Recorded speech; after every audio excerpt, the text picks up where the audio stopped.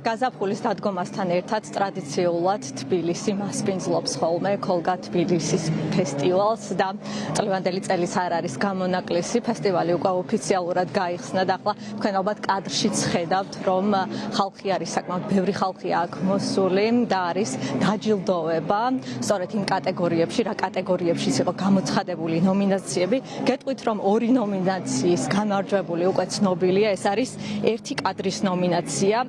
და მასში გამარჯვებული გახდა ომარ ჰაჭკადური ფოტოპროექტისთვის ტირანების დამხობა და ასევე კონცეპტუალური ფოტოპროექტიც გახდა პროექტის ნომინაციაში გამარჯვებული გახდა არტემ ჰუმილევსკი, რომელმაც წარადგინა ფოტოპროექტი ფესვები და ახლა მიმდინარეობს კვლავ დაჯილდოება სცენაზე, რის შემდეგაც უკვე სცენას გააფორმებს მუსიკალურად საღამოს მუსიკალურად გააფორმებს ჯგუფი Tape Visitors. მე გეტყვით იმას, რომ ატმოსფერო არის საკმაოდ კარგი აქ, მოდის ბევრი ხალხი და ისინი ათვალიერებენ სწორედ აქ, ამ კედლებზე წარმოდგენილ ფოტოებს, ფოტოპროექტებს, რომლებიც არის 700-მდე ფოტოგრაფის ფოტოპროექტები. აქ არის ყველაფერი ის, რაც მსოფლიოში ამ წლის განმავლობაში ხდებოდა და არის ყველა ის მნიშვნელოვანი მოვლენა აქ აღწერილი და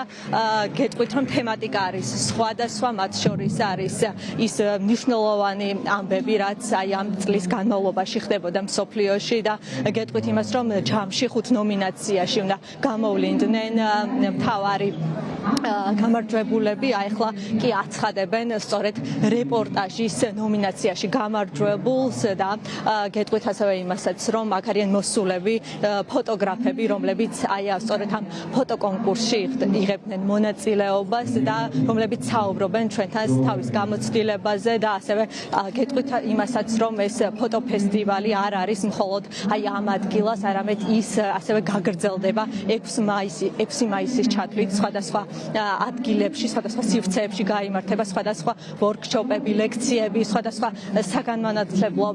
საგანმანათლებლო ლექციები და შეგიძლიათ რომ ყველა მიხვიდეთ, დაესწროთ და ეს ყველაფერი არის უფასო და გეტყვით ასევე იმასაც, რომ ის ფოტოგამოფენები, რომლებიც მაგალითად ამ დღეებში მოეწყობა სხვადასხვა სივრცეებში, ისინი უკვე რამდენიმე თვის განმავლობაში იქნება თბილისის მასშტაბით და ახლა ჩვენ შეგვიძლია რომ მოვისმინოთ ფოტოფესტივალზე გაკეთებული კომენტარები.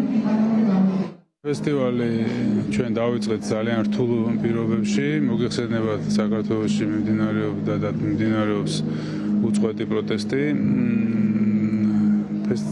კონკურსი გამოცხადდა თებერვლის თვეში, მაინც გადავწყვიტეთ, რომ ფესტივალი არ ჩაგვეგდოდა, რაღაც ფორმით მაინც ჩაგვეტარებდა. მონაწილეები გახლავთ საერთაშორისო ფოტოგრაფები, ისევე როგორც ქართველები. მსოფლიოში თუ კი რამე კონფლიქტი არსებობს, თუ კი სადმე მნიშვნელოვანი თემა შუქდება, ყველა თემა თითქმის წარმოდგენილი, მათ შორის საქართველოში არსებული პროტესტი.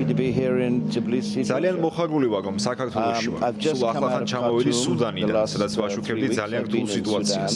იმას თუ როგორ განადგურდა ქალაქი.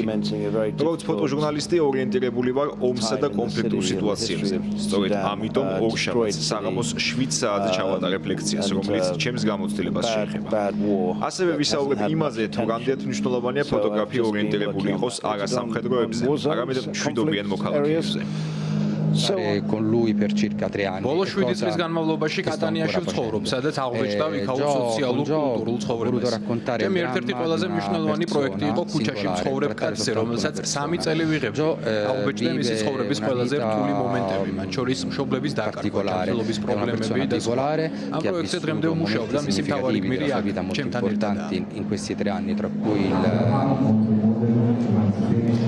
ქოლგა თბილისი ფოტო უკვე 24-ით ტარდება და მას აქვს მუდმივად მრავალფეროვანი პროგრამა და არც წლევანდელი წელი არის გამონაკლისი. შესაბამისად, დღევანდელი დღიდან 6 მაისის ჩათვლით ნებისმიერს შეუძლია რომ მივიდეს იმ სივრცეებში, სადაც ქოლგა თბილისის სხვადასხვა ფოტო კოლექციებია გამოფენილი, თუ ასევე სხვადასხვა ვორქშოპები და საგანმანათლებლო ლექციები და დაესწროს იქ, მიიღოს გამოცდილება და გაესაუბროს იმ ფოტოგრაფებს, რომლებთაც აქვთ მრავალწლიანი გამოცდილება, ასე რომ ნებისმიერს შეუძლია რომ ამ გამოფენებს სრულიად უფასოს დაესწროს.